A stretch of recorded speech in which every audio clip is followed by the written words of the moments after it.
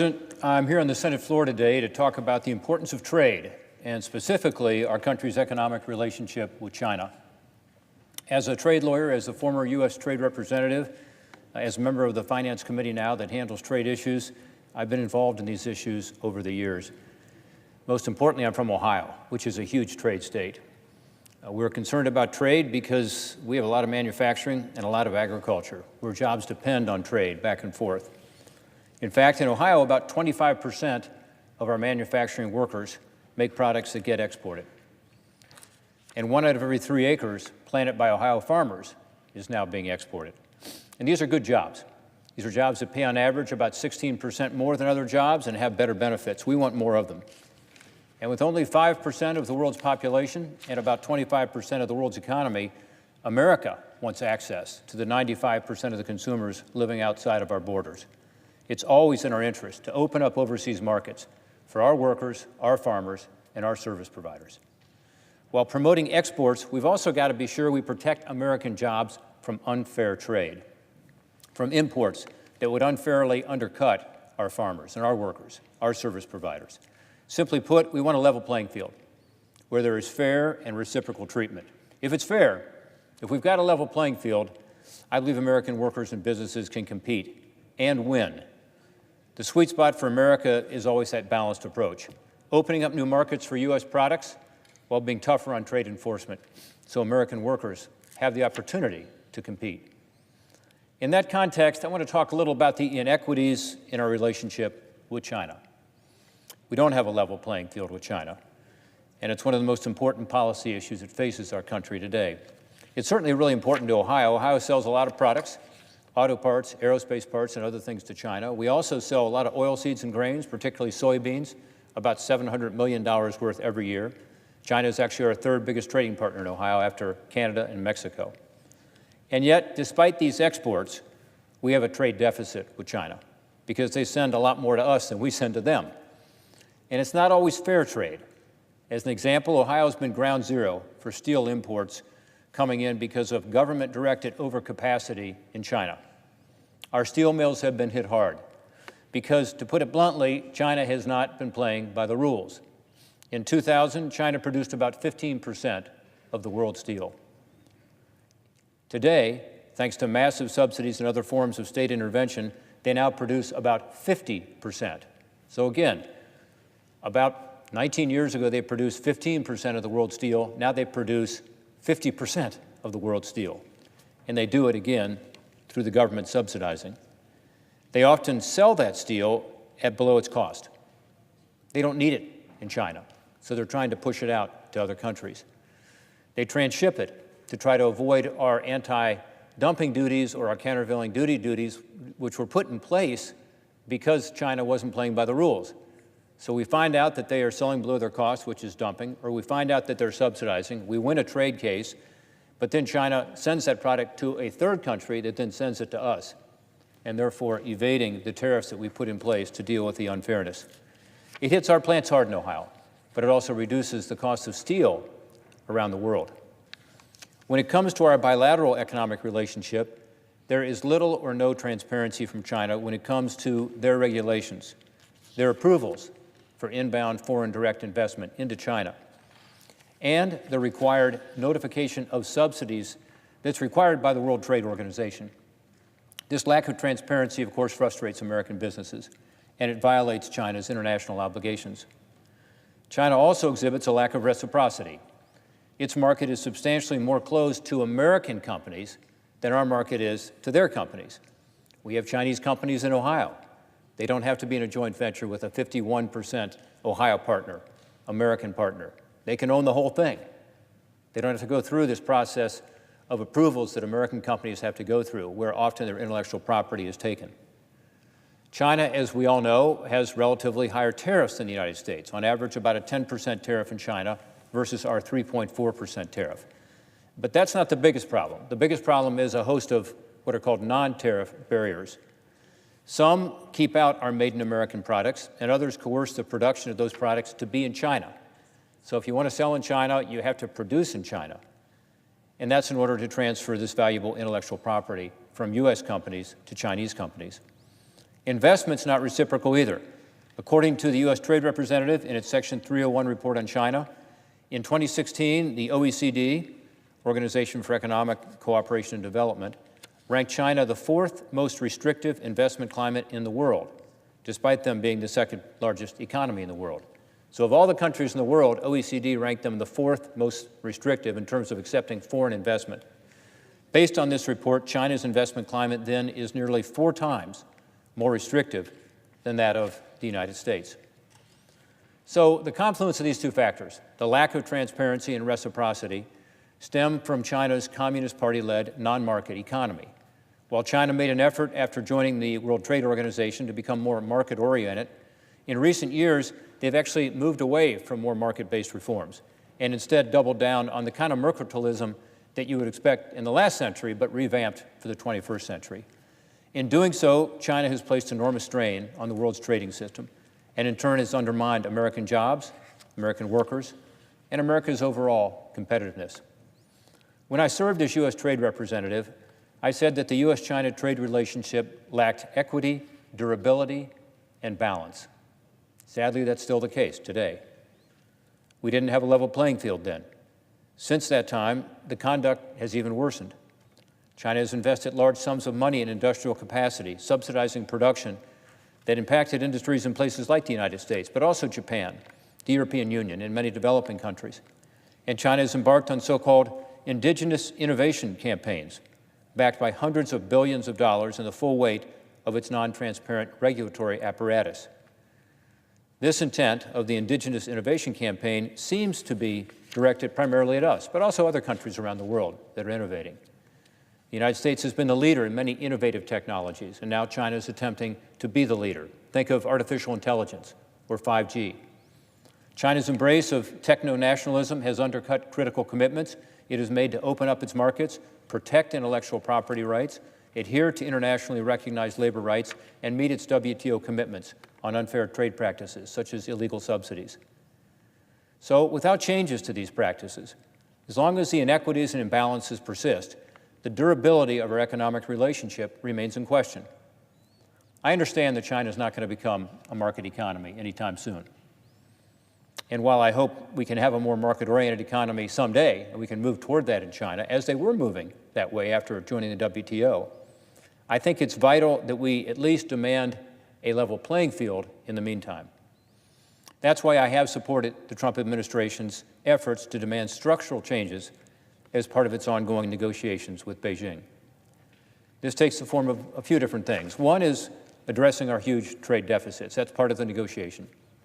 So China would buy more soybeans. China might buy more LNG, liquefied natural gas. That's all good. But this agreement must also deal with these other issues, like forced technology transfers, like dealing with non-market practices like state-owned enterprises and other subsidies. Addressing the first issue by selling additional soybeans and liquefied natural gas to China is a positive step forward, but a short-term reduction of our trade deficit, which is out of balance, isn't enough. We've got to see progress on these sustainable structural changes so we can count on a fair trading relationship between two now mature trading partners. Ambassador Lighthizer, who's the current U.S. Trade Representative, is a tough negotiator, and I feel confident that he understands this and that he's going to ensure that we not only improve the imbalance in our trade deficit, but also that we get these structural changes we need to bring home a strong, sustainable agreement. That leads me to my next point. Any agreement must not just address these important structural problems, but it also has to be enforceable. Without enforceability, it's going to be impossible to make any real meaningful progress in our economic relationship based on the past. We've got to do more than merely enforce by negotiation also. I support consultations and consistent engagement, that's all good. But there also has to be some enforcement mechanisms with some consequences. While I look forward to seeing the agreement that we can come up with China, and I hope it happens soon, I would like to offer a few suggestions as it relates to enforceability. First, I favor reviving a China-specific safeguard to provide both due process and an effective response to surges of Chinese imports that injure U.S. domestic industries, such as the high-tech products or those derived from non-market practices we talked about earlier. One model to consider is the Section 421 of the Trade Act of 1974. now expired, Section 421 was a China-specific safeguard that was created pursuant to China's WTO accession protocol to guard against increased imports from China, surges, with less demanding requirements than that afforded market economies. I think it'd be good to get back to that. Second, strong trade laws have been successful in addressing some of the externalities caused by China's non-market practices, and we ought to continue to enforce those laws. Consider the 266% tariff that is currently in place with regard to imports of cold-rolled steel from China. That was because we brought a trade case and we won the trade case using internationally accepted criteria as to what constitutes dumping and subsidies. Non-market economy methodologies gave our trade remedy tools extra heft when deployed against these unfair imports from countries like China, which lack the market-driven system found everywhere else in the world. China knows the effectiveness of our trade laws, especially our non-market economy methodologies we use to get that 266% tariff in place, and has challenged, therefore, the use of these methodologies. China's made this challenge at the World Trade Organization. I would hope that as part of any commitments made pursuant to the current talks, China would drop its challenge to the use of non-market methodologies until such time as China has actually become a market economy under established and accepted statutory criteria set out in U.S. law. Third, increased transparency requirements can help make enforcement more effective. As long as key elements of the ways that China intervenes in the economy, such as the provision of illegal subsidies, currency manipulation for that matter, the participation in the market of state-owned enterprises, and the application of laws without transparency, it's going to be difficult to effectively monitor compliance with the commitments that are made. We've got to know. We have a right to know. I thus urge the administration to secure enforceable transparency commitments to ensure we've got enough visibility on China's non-market practices to make enforcement as effective as possible. I hope the administration takes some of these enforcement suggestions into account. Today, pursuant to our Section 301 investigation, the United States has levied tariffs of 25% on $50 billion and 10% on $200 billion of exports from China to the United States. These tariffs are in place now. And they're affecting a lot of our companies here in the United States because China has in turn retaliated against us, putting tariffs ranging from 5 to 25% on $100 billion of U.S. exports to China. So there's been an escalation of tariffs as we've been in these negotiations.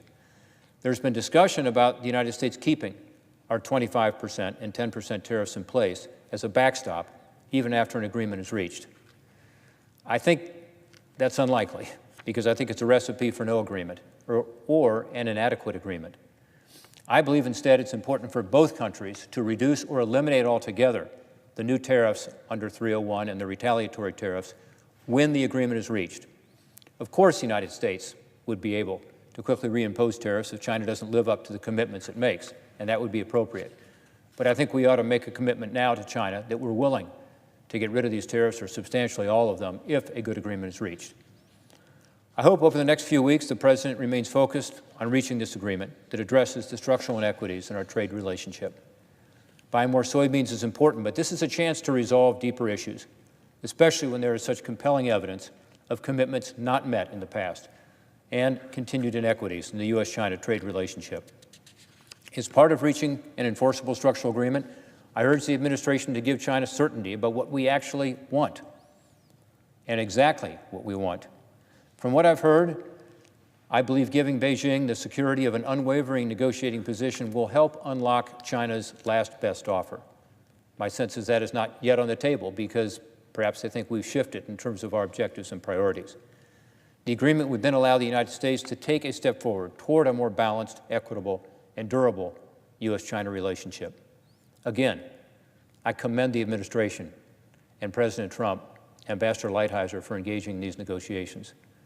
I think we're headed in the right direction, but let's bring it to a close. I want to note that the current negotiations are only part of what must be a holistic and long-term strategy toward China. A good agreement and strong enforcement is essential. But to keep the United States competitive over the long term, we've got to invest more here at home. If you're going to be in a sports competition, as an example, it helps to go to the gym once in a while. Until recently, we hadn't been hitting the gym too much. Tax reform and lifting burdensome regulations recently has given our economy a shot in the arm. Really important because it's created jobs and increased wages, but it's also made our country more competitive, particularly by investing in technology, investing in new equipment. Unfortunately, we still have some challenges we need to address to be truly competitive. We have a workforce that too often lacks the skills necessary for the 21st century. We have an opioid epidemic that is undermining our economy as well as our communities. We have a crumbling infrastructure that's holding back economic growth. Instead of people being awed at how quickly China can build a bridge, I want people to be awed at how effectively and how fast we can build a bridge here in this country. To do that, we need to build on the permitting reforms we've enacted in the last few years to make it easier to start and quicker to finish projects that keep our economy moving and growing. Reinvesting in America with world-class career and technical education, infrastructure investment, pro-growth, pro-innovation economic policies, as we've started with tax reform and regulatory relief. These are the things that would send signals to China and to the rest of the world that we are a vibrant nation. We're in the game. We're focused on the future. We're constantly innovating, and we're not a nation in decline. I believe the best days of our country can be before us. We need to show the world that America remains, in fact, the world's preeminent power because of our free markets, because of our innovations, because of our work ethic. If we do that, we will be able to compete with China. If we don't, even without these trade negotiations, it will be difficult.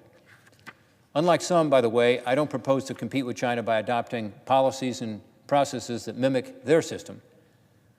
Nationalizing our 5G deployment, as an example, or adopting five-year industrial plans, as China does, is not the path to success. It gives in to the critiques that we make of Beijing. Instead, we need to double down on the American way. Big ideas, bold visions, grounded in principles unique to our origins. After all, we believe in freedom and free markets because it works. With regard to China, we should want to have a successful and mutually beneficial relationship on trade and other issues. China and the United States must be strategic competitors going forward, not enemies. I commend the Trump administration for entering into these difficult and very important negotiations with China, and I encourage the administration to stay strong in the pursuit of long-term, meaningful structural changes in that relationship. And I want our country to do the hard work here at home to ensure American competitiveness is second to none. That combination, a successful resolution of longstanding issues with China and staying on the cutting edge here at home, will ensure the continued prosperity and global leadership of the United States of America. Thank you, Madam President. I yield back my time.